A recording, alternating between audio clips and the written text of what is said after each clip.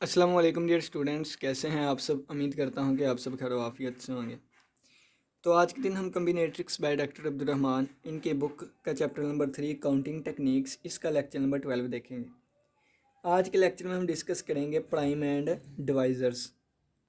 अगर हम थोड़ी सी बात करें तो प्राइम जो है ना, ये भी डिवाइज़र से निकल के आया है।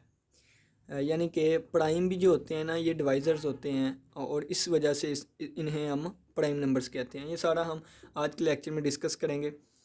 कोशिश करेंगे कि हम जो भी चीज़ें आज के लेक्चर में देखें वो सारी हमारी बुक के रिलेटेड ही हों, क्योंकि हम एक ख़ास प्रॉपर बुक को लेकर चल रहे हैं, तो चीज़ें भी उसी के रिलेटेड होंगी। जो चीज़ें आपके लिए इम्पोर्टेंट होगी वो भी मैं बताऊंगा, लेकिन जो बुक के साथ है मेन हमारा पर्पज़ वही होगा। ठीक है, तो चलिए आइए हम स्टार्ट करते हैं। सबसे पहले देखें, डिवाइज़र्स के बारे में हमें पता होना चाहिए। डिवाइज़र, ठीक है, डिवाइज़र कहते हैं तकसीम करने वाले को। डिवाइडेंट कहते हैं जिसे डिवाइड किया जाए। कोशेंट कहते हैं जिससे मल्टीप्लाई किया जाता है हम, यानी कि जिस चीज़ को अंदर रखते हैं इसको कहते हैं डिवाइडेंट। ठीक है, जिससे डिवाइड करवाते हैं इसको कहते हैं डिवाइज़र, और जिससे मल्टीप्लाई इसको करवाते हैं इसको कहते हैं कोशेंट। और जो भी आंसर आए डिवाइडेंट में से जब माइनस करें तो एंड पे जो बचता है इसको कहते हैं रिमाइंडर। ठीक है, तो आज हमारी जो भी डिस्कशन होगी वो डिवाइज़र के रिलेटेड होगी कि डिवाइज़र क्या होते हैं। अब देखें डिवाइज़र क्या होते हैं। फ़र्ज़ किया कि मैं कहना चाहूँ कि मुझे 30 के डिवाइज़र चाहिए, तो इसका मतलब है कि मुझे ऐसे नंबर्स चाहिए जो कि 30 को पूरा पूरा तकसीम करते हैं। ठीक है, 30 के ऐसे नंबर्स चाहिए जो कि 30 को पूरा पूरा डिवाइड करते हैं। तो आप देख लें कि 1 से स्टार्ट करते हैं। क्या 30 को 1 पूरा पूरा डिवाइड करता है? डिवाइज़र्स हम लिखने लगे हैं। क्या 30 को 1 पूरा पूरा डिवाइड करता है? हाँ जी, पूरा पूरा डिवाइड करता है। 2 की बात करें तो 2 15 बार 30, 2 भी पूरा पूरा डिवाइड करता है। 3 की बात करें तो 3 10 बार 30, 3 भी पूरा पूरा डिवाइड करता है। 4 की बात करें तो 4 इसे पूरा पूरा डिवाइड नहीं करता। ठीक है, 5 की बात करें तो 5 6 बार 30, 5 भी पूरा पूरा डिवाइड करता है। 6 की बात करें तो 6 5 बार 30, 6 भी पूरा डिवाइड करता है। 7 नहीं करता, 8 भी नहीं करता, 9 भी नहीं, 10 करता है, 11 भी नहीं करता, 12 भी नहीं करता, 13 भी नहीं करता, 14 भी नहीं करता, 50 करता है। ठीक है, और एट द एंड 30 से डिवाइड करेगा और कोई भी नहीं। तो ये 30 के जो हमने डिवाइज़र्स लिखे, ये 1 2 3 5 6 10 15 30, ये हमारे पास डिवाइज़र्स आ गए जो कि 30 को पूरा पूरा डिवाइड करते हैं। अब यहाँ से देखें तो ये एक 1 और इसके अलावा 30 का डिवाइज़र एक 30। तो आप कोई भी दुनिया का नंबर उठा लें, 1 के अलावा की बात कर रहा हूँ, 1 के अलावा कोई भी आप नंबर उठा लें, उसको 1 और अपना आप लाजमी डिवाइड किया करेगा। फ़र्ज़ किया मैं 50 उठा लेता, तो 50 को 1 भी डिवाइड करेगा और 50 को 50 भी डिवाइड करेगा। पॉजिटिव इंटीजर की बात कर रहा हूँ। ठीक है, अगर माइनस की बात करते तो फिर माइनस में हमारे पास 4 डिवाइज़र्स होते हैं। माइनस को छोड़ें, पॉजिटिव की बात करते हैं। कोई भी पॉजिटिव नंबर ले ले, मैंने 73 ले लिया, तो 73 को 1 भी पूरा पूरा डिवाइड करेगा, 73 भी पूरा पूरा डिवाइड करेगा। तो कोई भी पॉजिटिव इंटीजर ले ले 1 के अलावा, उसको 1 और अपना आप लाजमी डिवाइड किया करेगा। तो इस 1 और 30 को हम कह देते हैं प्रॉपर डिवाइज़र। कौन से? Proper divisor. ये हमारे पास होते हैं प्रॉपर डिवाइज़र। और इसके अलावा ये जो हमारे पास होते हैं 2 3 ये वाले 15 तक, इसको कहते हैं हम improper divisor. Improper divisor. Proper कहते हैं किसी ख़ास चीज़ को, तो ये वाले ख़ास होंगे, ये वाले, यानी कि ये इस तरह आएगा। इसको हम कहते हैं प्रॉपर डिवाइज़र्स और इसको कहते हैं इम्प्रॉपर डिवाइज़र्स। इम्प्रॉपर, ठीक है, ये उल्टे लिख दिया गया था। प्रॉपर कहते हैं ख़ास डिवाइज़र्स को, तो ये ख़ास डिवाइज़र है जो कि दूसरे को डिवाइड करेंगे या नहीं। लेकिन इम्प्रॉपर डिवाइज़र्स यानी कि इसका मतलब होगा जो कि हर किसी को डिवाइड करे। जैसे 60 हो गया तो 60 को 1 हर कोई डिवाइड, 1 तो हर दफ़ा डिवाइड करेगा और अपना आप भी हर दफ़ा डिवाइड किया करेगा। ठीक है, तो ये 1 और 30 इम्प्रॉपर डिवाइज़र्स हैं और ये प्रॉपर डिवाइज़र्स हैं। अब अगर हम कोई ऐसा नंबर लें, अगर हम कोई ऐसा पॉजिटिव इंटीजर नंबर लें, यानी कि कौन सा, अगर मैं कहूँ तो 2 3 4 5 6 7 सो ये चीज़ चलती गई। ठीक है, नेचुरल नंबर हमने ले लिए, पॉजिटिव इंटीजर ले लिए जो कि 2 से स्टार्ट होते हैं। तो इनमें से ऐसे नंबर जिनके सिर्फ दो डिवाइज़र हो या जिनके सिर्फ इम्प्रॉपर डिवाइज़र्स हो उनको हम प्राइम नंबर्स कहते हैं। एग्जांपल देता हूँ, उससे आपको अच्छे तरीके से समझ आएगी। अगर मैं 13 के डिवाइज़र्स फाइंड करना चाहूँ, किसके 13 के डिवाइज़र्स फाइंड करना चाहूँ, तो 13 को एक 1 पूरा पूरा डिवाइड करेगा और एक 13 पूरा पूरा डिवाइड करेगा। तो इसका 13 के कोई भी प्रॉपर डिवाइज़र नहीं होंगे, प्रॉपर डिवाइज़र है नहीं होंगे। इसके कौन कौन से एडवाइज़र, इसके इम्प्रॉपर डिवाइज़र हैं जो कि 1 और 13 है। ठीक है, तो इस 13 को मैं प्राइम नंबर कहूँगा। तो जब मैंने इन सभी के आहिस्ता आहिस्ता चेक करने स्टार्ट किए तो हमें पता चला कि 2 3 5 7 11 13 17 सोन, ये हमारे पास क्या है, ये प्राइम नंबर्स हैं। यानी कि ये जो भी इसमें नंबर्स आ रहे हैं उसके सिर्फ और सिर्फ इम्प्रॉपर डिवाइज़र्स हुआ करेंगे। कौन से? Improper divisors. यानी कि इन नंबर्स को सिर्फ अपना आप और 1 ही डिवाइड करता है और इसके अलावा कोई भी डिवाइड नहीं करता। और ऐसे डिवाइज़र्स को, ऐसे नंबर ऑफ सेट्स को हम, ऐसे सेट को हम प्राइम नंबर्स का सेट कहते हैं। ये सारे क्या है, प्राइम नंबर्स हैं। ठीक हो गया। अब उम्मीद करता हूँ कि प्राइम और डिवाइज़र के बारे में पता लगा होगा कि डिवाइज़र्स क्या होते हैं, डिवाइड करने वाले। प्राइम डिवाइज़र क्या होते हैं, ऐसा नंबर जिसके सिर्फ और सिर्फ इम्प्रॉपर डिवाइज़र्स हों, तो ऐसे नंबर को हम प्राइम नंबर कहते हैं। या आप ऐसे कह लें कि ऐसा नंबर जिसको 1 और अपने आप के अलावा कोई दूसरा डिवाइड ना कर सके, पूरा पूरा डिवाइड ना कर सके, तो वो हमारे पास प्राइम नंबर होता है। सही है। अब ये हमारे पास डिवाइज़र और प्राइम की पता चल गया हमें। अब हम थोड़ा सा इससे ना आगे चलते हैं। तो इसको रेस कर देता हूँ। अब देखें, अगर मैं बात करूँ तो यहाँ पे कितने डिवाइज़र्स हैं, तो 1 2 3 4 5 6 7 8, हमारे पास 30 के डिवाइज़र्स आ गए 8। तो नंबर ऑफ़ डिवाइज़र जो हैं वो हम कहेंगे नंबर ऑफ़ डिवाइज़र्स ऑफ 30 के नंबर ऑफ़ डिवाइज़र्स कितने हैं, तो हमारे पास 8 आ गए। ठीक है। और अगर मैं इनको इन डिवाइज़र्स का सम करना चाहूँ, यानी कि 1 + 2 + 3 + 5 + 6, ये अगर मैं इसको सम करना चाहूँ तो लिखूँगा सम ऑफ डिवाइज़र्स ऑफ 30 के डिवाइज़र्स का सम जो है ना, ये 72 आएगा। ठीक है।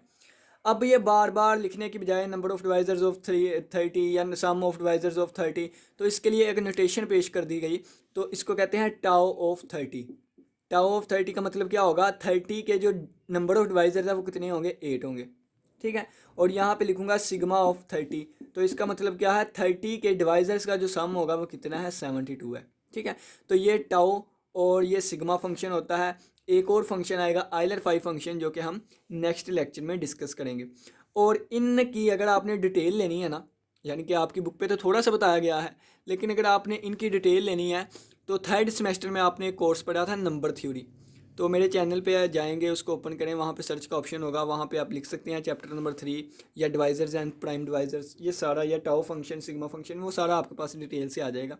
डिटेल लेनी हो तो वहाँ से मिल सकती है। बाकी आपकी बुक पे जितना लिखा गया है उतना मैंने बताया है। मज़ीद बताता हूँ।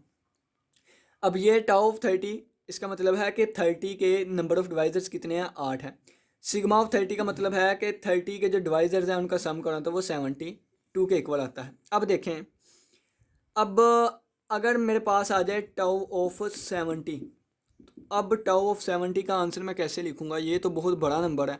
तो पहले मैं देखूंगा ये 1 पे डिवाइड होता है कि 1 पे तो होगा, 2 पे भी होगा, 3 पे होता है कि नहीं पता नहीं, 4 पे भी होगा कि नहीं, 5 पे भी होता है, 6 पे होगा कि नहीं, 7 पे। तो ये मुझे तो इतनी ज़्यादा देर लग जाएगी नंबर ऑफ़ डिवाइज़र्स फाइंड करने के लिए। तो काउंटिंग टेक्निक यहाँ पे मैं यूज़ करूँगा, किस चीज़ को, काउंटिंग टेक्निक्स को। बहुत अच्छा मौका मिला, मैं आपको काउंटिंग टेक्निक के बारे में बताता हूँ कि चीज़ों को लिस्ट किए बगैर नंबर ऑफ़ वेज का बता दें तो वो काउंटिंग टेक्निक्स हो जाती हैं। एग्जांपल देता हूँ कि ये देखें कितनी ज़्यादा चीज़ें पड़ी हुई हैं, तो इनको अगर आपने काउंट करना है तो एक तरीका ये है कि इसे एक तरतीब से रखें और 1 2 3 4 5 6 7 8 9 10 इस तरह काउंट करते जाएं। यानी कि मैं बताता हूँ, 1 2 3,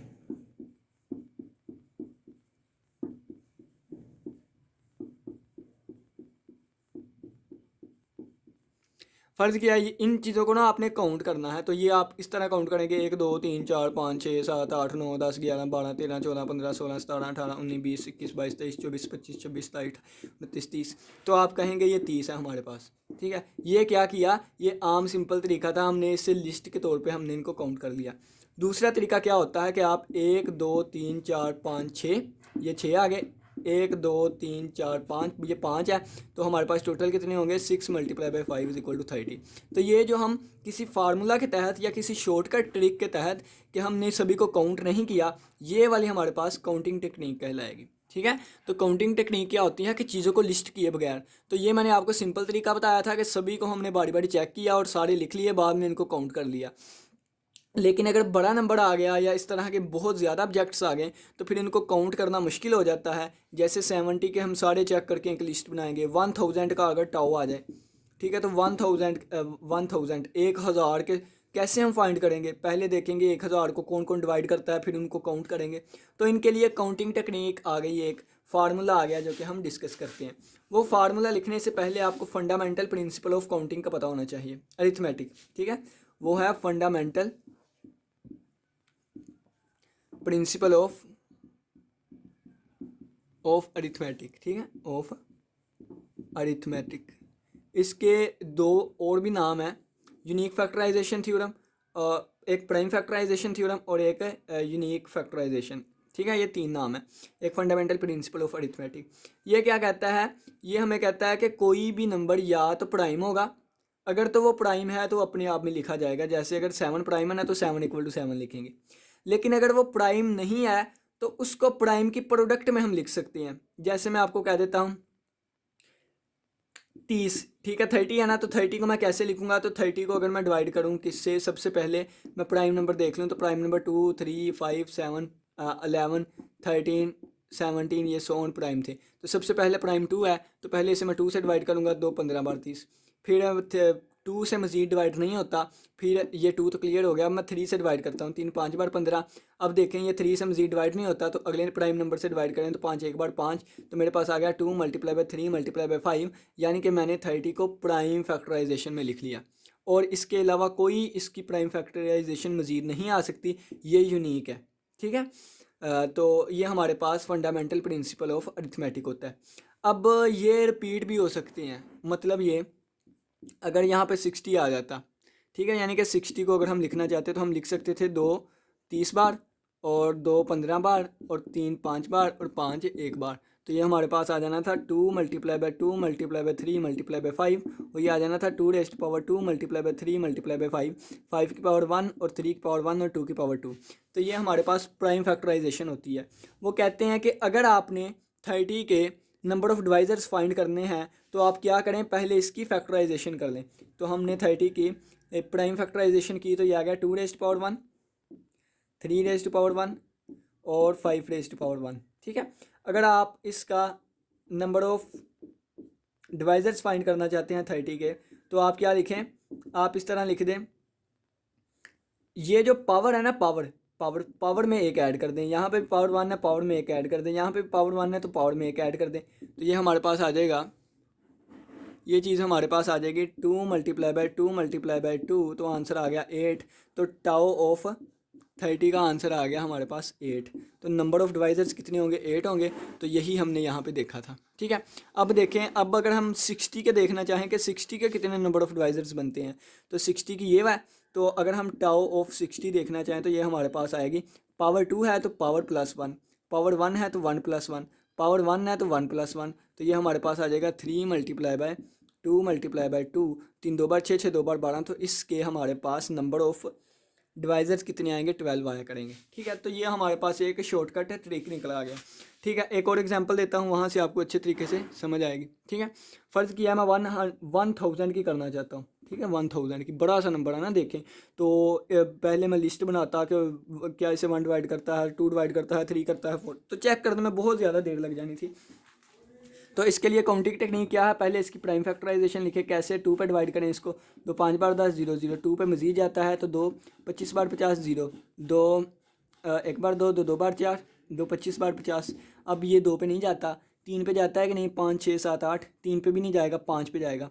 ठीक है, 5 2 बार 10, 11 12, 5 5 बार 25, 5 5 बार 25 और 5 1 बार 5।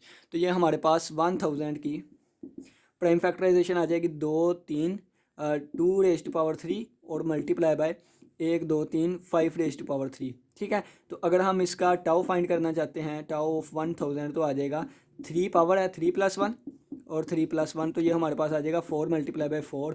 तो इसको 1000 को जो है वो इसके जो नंबर ऑफ़ डिवाइजर्स आएंगे वो 16 आएंगे। ठीक है, कितने आएंगे, 16 आएंगे।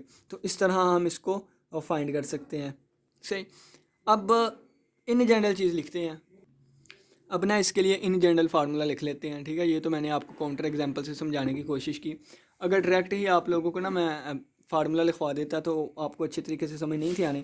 फ़र्ज़ किया है कि कोई भी नंबर n है ना, तो मैंने टाउ ऑफ n फाइंड करना है। ठीक है, टाउ ऑफ n फाइंड करना है। तो फ़र्ज़ किया हमने, पहले मैं लिख लेता हूँ कि n जो है ना, इसको मैं प्राइम फैक्टराइजेशन में लिखूँगा तो वो आ जाएगा P1 कोई प्राइम, P2 कोई प्राइम, P3 कोई प्राइम और सो ऑन PR तक ले जाते हैं। ठीक है, और PR जो है वो ये कोई प्राइम होगा। अब देखें तो ये मैंने पहला केस उठाया जब मैंने 30 वाले को लिखा था। ठीक है, इन सभी की पावर 1 1 थी तो इस सभी की भी पावर 1 1 है। फिर हमने देखा कि पावर 1 1 भी हो तो ज़्यादा भी हो सकती है, तो ये 2 ये 1 1। ठीक है, तो यहाँ पे मैं लिख दूंगा P1 की पावर M1, इसकी पावर M2, इसकी पावर M3 और सो ऑन इसकी पावर MR हो जाएगा। यानी कि ये हमारे पास क्या आ गया, ये फंडामेंटल प्रिंसिपल ऑफ अरिथमेटिक आ गया। सही है, अब यानी कि हमने इसकी प्राइम फैक्टराइजेशन लिख ली। तो जो हमारे पास टाउ ऑफ n का फार्मूला बनेगा ना, तो मैंने देखें कि यहाँ पे 2⁻³ था, 5⁻³ था, तो पावर +1 पावर +1, तो यहाँ से भी प्राइम की जो पावर हुआ करेगी ना, M1 है तो M1 + 1, M2 है तो M2 + 1, पावर्स में 1 ऐड किया करेंगे, पावर M3 है तो M3 + 1 और सो ऑन कहाँ तक गया, ये आ जाएगा MR + 1। तो ये हमारे पास टाउ ऑफ n का फार्मूला बन जाएगा। हमने एग्जाम्पल्स भी देख ली हैं, यानी कि मैंने अपनी तरफ से जो एग्जांपल्स दी हैं, तो उम्मीद करता हूँ कि आपको अच्छे तरीके से समझ आई होगी। अब आपकी जो एक्सरसाइज में क्वेश्चंस हैं और आपकी जो एग्जांपल्स हैं वो आप फिंगर टिप पे हैं, यानी कि आपकी फिंगर टिप पे हैं, आप उसको खुद कर सकते हैं।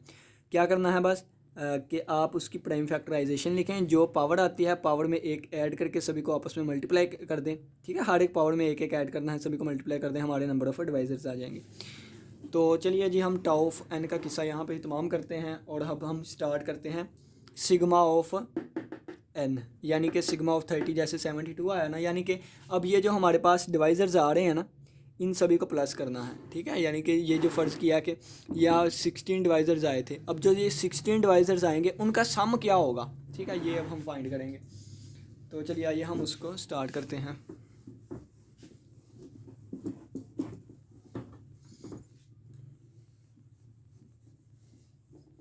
अब हम इस पे जाएंगे। ठीक है,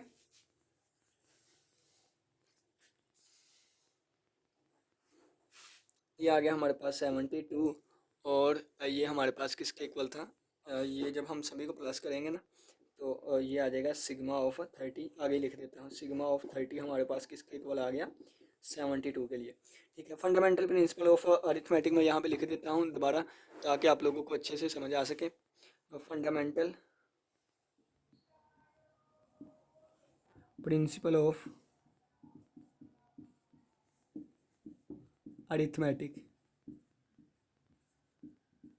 ये प्रिंसिपल हमें कहता है कि अगर आपके पास एक n नंबर है तो आप उसको प्राइम फैक्टराइजेशन में यूनिक तरीके से लिख सकते हैं। P2 की पावर M2, P3 की पावर M3 और सो ऑन PR की पावर MR। और ये पावर जो है ये ज़ीरो नहीं होनी चाहिए, क्योंकि अगर पावर ज़ीरो हो गई तो मैं तो फिर 0 की पावर 3 की पावर 0, 5 की पावर 0 और 7 लिख सकता हूँ, यानी कि 7 को ऐसे भी लिख सकता हूँ, फिर 11 की पावर 0। तो ये ज़ीरो नहीं होनी चाहिए, पावर हो भी सकती, मसलन के ज़ीरो अगर होगी ना तो फिर तो ये जितने टोटल प्राइम फैक्टर जितने मर्जी लिखें हमें नहीं पता उसका। ठीक है, तो ये हमारे पास इस तरह आ गया।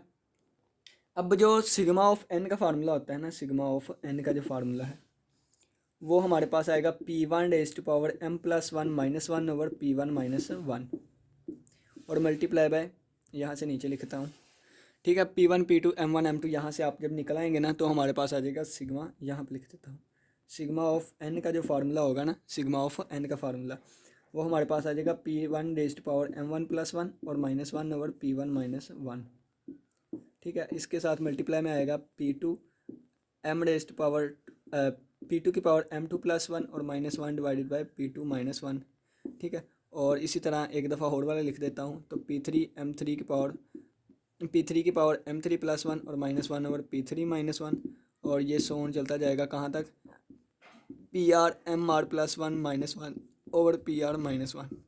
ईजी है, याद करने में मुश्किल लग रहा है लेकिन मैं आपको समझाता हूँ। देखें, पहले आप 30 की प्राइम फैक्टराइजेशन लिखें, ठीक है। तो मैं यहाँ पे कर देता हूँ 30 की 2 15 बार 30 और 3 5 बार 15 और 5 1 बार 5, ठीक है। तो अगर हम टाउ ऑफ 30 फाइंड करना चाहते हैं तो इससे पहले हम क्या लिखेंगे, हम लिखेंगे 30 is equal to 2 multiply by 3 multiply by 5। अगर ये लिखा हुआ है ना तो टाउ ऑफ 30 का फार्मूला बनेगा हमारे पास। देखें, ये P1 है, इसकी पावर 1 है, ठीक है। ये 2 है ना, तो 2 की पावर में एक इजाफा कर दें, ठीक है। अब इसकी पावर 1 है तो इसकी पावर 2 -1 कर दें, और जो नीचे लिखा हो गया ना पावर को छोड़ दें, फिर 2 -1 आ जाएगा। 3 की पावर कितनी है, 1 है, तो 3 की पावर 2 -1 ओवर 3 -1, और इसी तरह 5 रेज़ टू पावर 2 -1 ओवर 5 -1। बस सिंपल सी बात करनी है हमने। तो दो बार 4 -1, तो ये आ जाएगा 3/1, 3/1। 3 बार 9 में से 1 निकाला, 8/2 आ जाएगा, और ये 5 5 25 में से 1 निकाला तो 24/4 आ जाएगा। तो सभी को कैंसिल आउट करके हमारे पास आंसर 72 आ जाएगा, ठीक है। एक और एग्जांपल करते हैं। अब एग्जांपल नंबर 42 है, अब हम उसको करते हैं आपकी बुक से, तो हमें अच्छे तरीके से समझ आएगी, ठीक है। क्योंकि आपकी बुक के तौर पे हम एग्जांपल लेके जा रहे हैं। एग्जांपल नंबर है 42, ठीक है। एग्जांपल नंबर 42 है, ठीक है। एग्जांपल नंबर 42 में कहता है कि आपने टाउ ऑफ एन फाइंड करना है और सिग्मा ऑफ एन फाइंड करना है, ठीक है। सिग्मा ऑफ एन फाइंड करना है, ये दो चीज़ें आपने फाइंड करनी है, और एन की वैल्यू हमें दी गई है 5112, ठीक है। तो चलिए आइए हम इसको स्टार्ट करते हैं। तो देखें, इजी है बहुत ज़्यादा। अब वैसे ही फार्मूले इतने लेंथी लग रहे हैं आपको। 5112 एंड पे जब हमारे पास कोई इवन नंबर हो तो हमारे पास वो 2 से डिवाइड होता है, तो 2 पे डिवाइड होगा तो 2 बार 4 1 5, यहाँ पे आ जाएगा 2 5 बार 10, एक आगे 2 5 बार 10 और एक आगे 2 6 बार 12, ये आ गया। अब एंड पे दोबारा 6 है तो ये 2 पे जाएगा, 2 1 ज़ा 2, और 2 12 बार 24 25, एक यहाँ पे आ गया 15, 2 8 बार 16, 2 7 बार 14 और एक 15, यहाँ पे 2 8 बार 16, ठीक है। एंड पे फिर 8 आ गया, 2 पे जाएगा, ठीक है। तो 2 6 बार 12, और फिर 2 3 बार 6 और एक 7, 2 9 बार 18, ठीक है। अब ये देखें, अब ये 2 पे नहीं जाएगा, ठीक है, क्योंकि एंड पे और नंबर आ गया। अब देखते हैं क्या ये 3 से डिवाइड होता है कि नहीं। तो 9 3 12, और 12 और 6 18, 3 पे जाता है, तो ये आ जाएगा 3 2 बार 6, 3 1 बार 3, 3 3 बार 9, 3 1 4 5 6। अब ये दोबारा 3 पे जाएगा तो 3 7 बार 21 और 3 1 बार 3, ठीक है।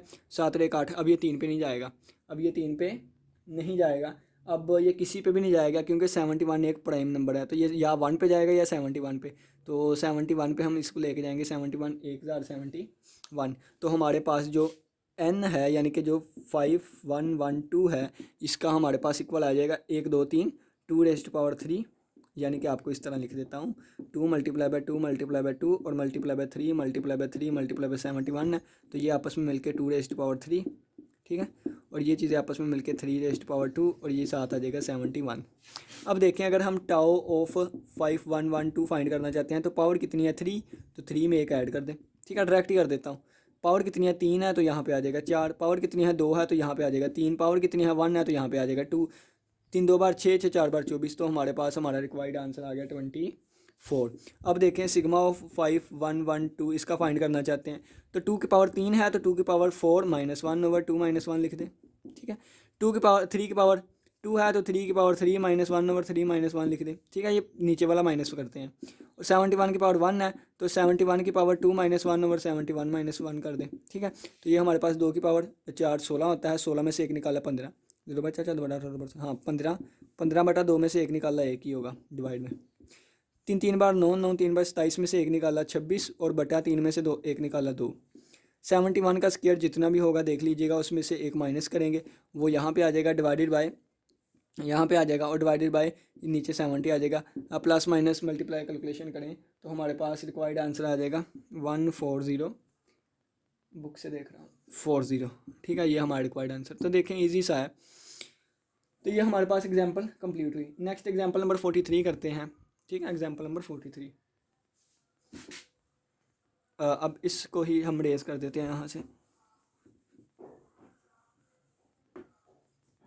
एग्जाम्पल नंबर 43 में वो दोबारा कहता है कि अब ये 43 है, एग्जाम्पल नंबर 43 ये कहता है टाउ ऑफ एन करें और सिग्मा ऑफ एन फाइंड करें। ठीक है, टाउ ऑफ एन क्या होता है, number of divisors of n, n के डिवाइजर्स और ये उन डिवाइजर्स का सम। ठीक है, तो ये हमने फाइंड करना है और एग्जांपल में कहा गया है 9 फैक्टोरियल, एन की वैल्यू कितनी है 9 फैक्टोरियल। ठीक है, तो 9 फैक्टोरियल का मतलब क्या है, तो मैं यहाँ पे लिख देता हूँ 9 फैक्टोरियल का मतलब है एन बराबर आ गया 9 ज़रबे 8 ज़रबे 7 ज़रबे 6 ज़रबे 5 ज़रबे 4 ज़रबे 3 ज़रबे 2 ज़रबे 1। ठीक है, तो एक लिखें या ना लिखें क्योंकि एक सभी से मल्टीप्लाई होकर दोबारा वही चीज़ आ जाएगी।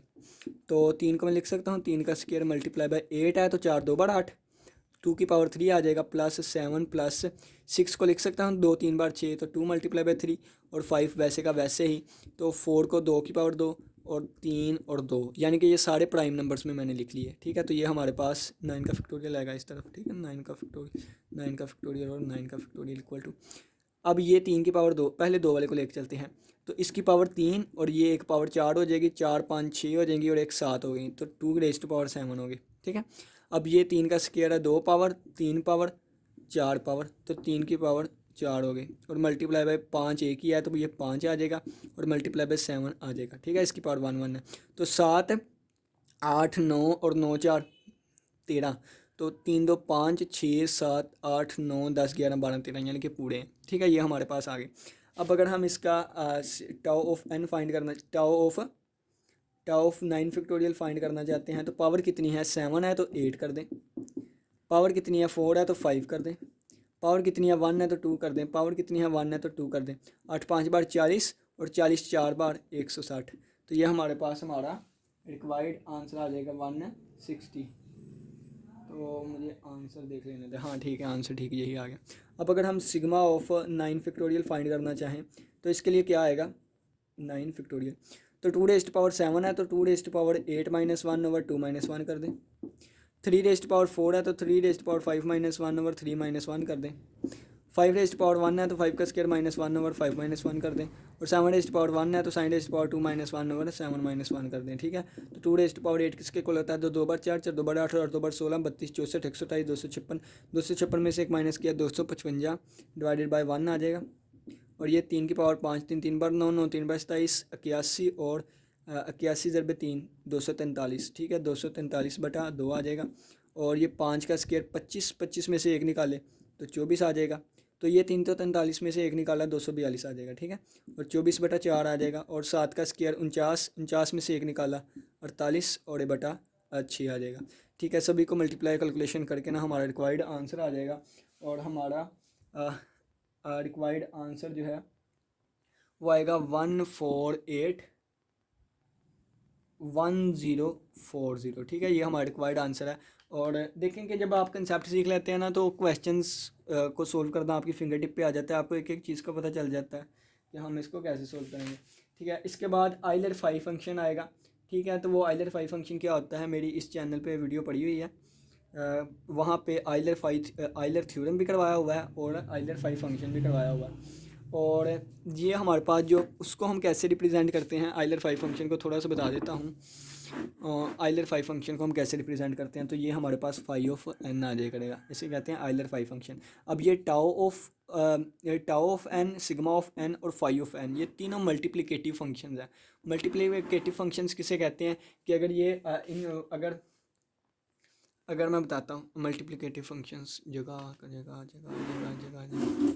जगह यहाँ पे बताता हूँ। अगर हमारे पास एक फंक्शन है जिसमें m और n मल्टीप्लाई हो रहे हैं और इस पे फंक्शन अप्लाई होगा, अगर m का फंक्शन लैदा हो जाए, n के लिए फंक्शन लैदा हो जाए, ठीक है, और m और n की जो GCD है ये 1 के इक्वल है। GCD क्या होती है, ग्रेटेस्ट कॉमन डिवाइज़र। ठीक है, इसके ऊपर भी मेरे बहुत ज़्यादा लेक्चर्स हैं, आपको इसी चैनल पर मिल जाएंगे। अगर m और n इकट्ठे आपस में मल्टीप्लाई हो रहे हैं, इन पे एक फंक्शन अप्लाई किया जाए, अगर उनकी GCD 1 है तो इसका m का फंक्शन लैदा हो जाए मल्टीप्लाई बाय n का फंक्शन लैदा हो जाए, ठीक है, तो फिर ऐसे फंक्शन को हम मल्टीप्लिकेटिव फंक्शन कहते हैं। तो ये टाउ में भी अगर टाउ जो है ये m और n पे अप्लाई हो रहा है तो टाउ जो है वो m पे लैदा हो जाएगा, टाउ जो है वो n पे लैदा हो जाएगा। या सिग्मा इसी तरह हो रहा है कि सिग्मा m और n मल्टीप्लाई हो रहे हैं तो सिग्मा m का लैदा हो गया, सिग्मा n का लैदा हो गया। इसी तरह अगर फाई m n हो रहा है तो फाइव ऑफ एम लैदा हो गया, फाइव ऑफ एन लैदा हो गया, एम और एन की जीसीडी 1 है, तो फिर इन तीनों फंक्शंस को हम मल्टीप्लिकेटिव फंक्शन कहते हैं। इनका स्पेशली प्रूफ भी है जो कि हमने नंबर थ्योरी में देखा था, ठीक है। और ये जो फार्मूले ऐसे ही नहीं बन गए, इन फार्मूलाज का प्रूफ भी है, ठीक है। लेकिन आपकी बुक पे जितनी चीज़ लिखी हुई है मैं तो वही बताऊंगा ना। तो मल्टीप्लिकेटिव फंक्शन के बारे में आपको बता दिया, फाइव फंक्शन क्या होता है ये हम डिस्कस करेंगे। इसके आगे आता है फंडामेंटल थ्योरम ऑफ अरिथमेटिक, ठीक है, ये भी मैंने आपको ये वाला बता दिया, ठीक है। और इसके आगे आपकी बुक में आता है एक थ्योरम, तो वो थ्योरम जो है वो आइलर फाइव फंक्शन के लिए उन्होंने फार्मूला निकाला हुआ है, ठीक है, कि आइलर फाइव फंक्शन के लिए काउंटिंग टेक्निक क्या होगी, डायरेक्टली हम इसे कैसे फाइंड करेंगे। और इसके आगे फाइव फंक्शन को फाइंड करने की कुछ एग्जांपल्स हैं। अब यहाँ पे ना एग्जांपल नंबर 47 है, ठीक है, एग्जांपल नंबर 47। अब हम उसको करते हैं, वो भी फाइव फंक्शन और टाउ फंक्शन के रिलेटेड है। एग्जांपल नंबर 47, एग्जांपल नंबर 47 मैं लिख देता हूँ, एग्जांपल नंबर 47, पेज नंबर 169 है। वो कहता है कि find the number of positive divisors of 600 including 1 and 600, ठीक है। वो कहता है कि पॉजिटिव डिवाइजर्स कितने होंगे, नंबर ऑफ डिवाइजर्स हमने फाइंड करते हैं, नंबर ऑफ पॉजिटिव डिवाइजर्स हमने फाइंड करने हैं, ठीक है, डिवाइजर्स। तो 1 से लेके 60, यानी कि 60 1 से लेके 600 तक, ठीक है, और इसमें 1 और 600 भी शामिल होने चाहिए। तो आप देख लें कि 600 को अंदर रखें, इसके पहले प्राइम फैक्टराइजेशन करें ना, 2 30 बार और 0 आ गया, 2 150 बार और 2 हमारे पास आ जाएगा 75। और अब ये 3 पे जाता है तो देख लेते हैं, 3 2 बार 6, 3 5 बार 15 और 5 5 बार 25 और 5 1 बार 5। तो ये हमारे पास 600 इक्वल आ जाएगा 2⁻³ मल्टीप्लाई बाय 3 मल्टीप्लाई बाय 5⁻²। और अगर हम टाउ ऑफ एन फाइंड करना चाहें, टाउ ऑफ 600 फाइंड करना चाहें, तो ये क्या आ जाएगा, पावर 3 है तो 4 आ जाएगा, पावर 1 है तो 2 आ जाएगा, पावर 2 है तो 3 आ जाएगा। तो 4 3 बार 12, 12 2 बार 24, तो ये हमारे पास 24 हमारा रिक्वायर्ड आंसर आ जाएगा, ठीक है। इसी तरह उन्होंने कहा find the number of common positive divisors, यहाँ पे सिर्फ डिवाइजर्स पूछे थे, अब कॉमन पॉजिटिव डिवाइजर्स की बात कर रहा है एग्जाम्पल नंबर 48 में। तो एग्जाम्पल नंबर 48 करते हैं, ठीक है, एग्जाम्पल नंबर 48 करते हैं। वो कहता है एग्जाम्पल नंबर 48 में,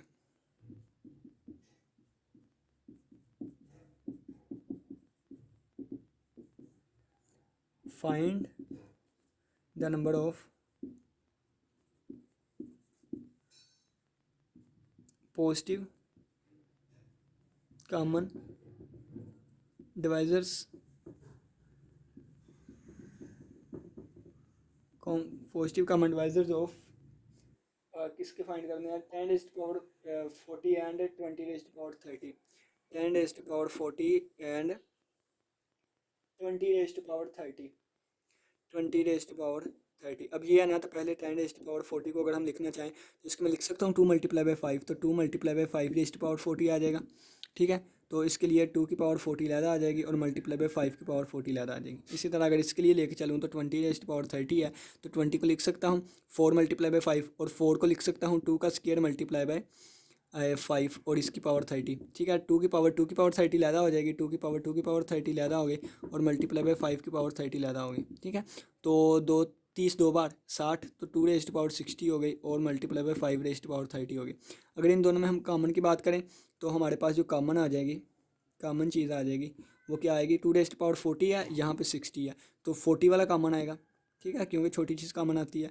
और ये 5⁻40 है, ये 5⁻30 है, तो छोटा कॉमन आएगा 5⁻30। ये हमारे पास कॉमन निकल आया।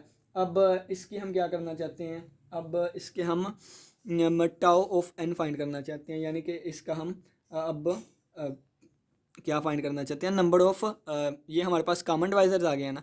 अब हम नंबर ऑफ ये हमारे पास एक कॉमन चीज़ आ गई है, अब हम इसको डिवाइड करने वाले डिवाइजर्स फाइंड करेंगे। और इसको पहले हमने प्राइम फैक्टराइजेशन में भी कर लिया था। अब टाउ ऑफ एन अगर हम फाइंड करना चाहते हैं तो हमारे पास फार्मूला होता है पावर +1 m1 + m2 +1। पावर हमारे पास यहाँ पे क्या है 40 है, तो 40 + 1 और ये 30 पावर है तो 30 + 1 आ जाएगा। तो आप ये हमारे पास आ जाएगी 41 मल्टीप्लाई बाय 31 और इसको आपस में मल्टीप्लाई करें तो ये आ जाएगा 1271 और यही हमारा रिक्वायर्ड आंसर है। ठीक हो गया। पहले हमने क्या किया, कॉमन फाइंड कर दिए और उसके लिए हमने प्राइम फैक्टराइजेशन लिखी हुई है। ये प्राइम फैक्टराइजेशन ही है ना, और टाउ फाइन जैसे फाइंड करते हैं वो हमने फाइंड कर लिया। नेक्स्ट लेक्चर में हम आइलर 5 फंक्शन करेंगे। उम्मीद करता हूँ कि आज के लेक्चर की समझ आई होगी। इसमें हमने डिवाइजर्स क्या होते हैं उसको देखा था, फिर प्राइम डिवाइज़र पे आए, इम्प्रॉपर डिवाइजर्स, प्रॉपर डिवाइजर्स पे आ गए, फिर नंबर ऑफ डिवाइजर्स जिसे हम टाउ ऑफ एन कहते हैं, फिर सम ऑफ डिवाइजर जिसे हम सिग्मा ऑफ एन कहते हैं, फिर हमने इसके लिए काउंटिंग टेक्निक्स देखी, फिर हमने फंडामेंटल प्रिंसिपल ऑफ अरिथमेटिक के ज़रिए इसको सोल्व करने की कोशिश की, और ये हमारे पास एग्जांपल्स हमने 2 से 3 डिस्कस की। किसी बच्चे का कोई भी क्वेश्चन हुआ लाजमी पूछिएगा। इसी के साथ इजाज़त दीजिए, कल के लेक्चर में हम डिस्कस करेंगे आइलर 5 फंक्शन। अल्लाह हाफिज़, अल्लाह निगहबान।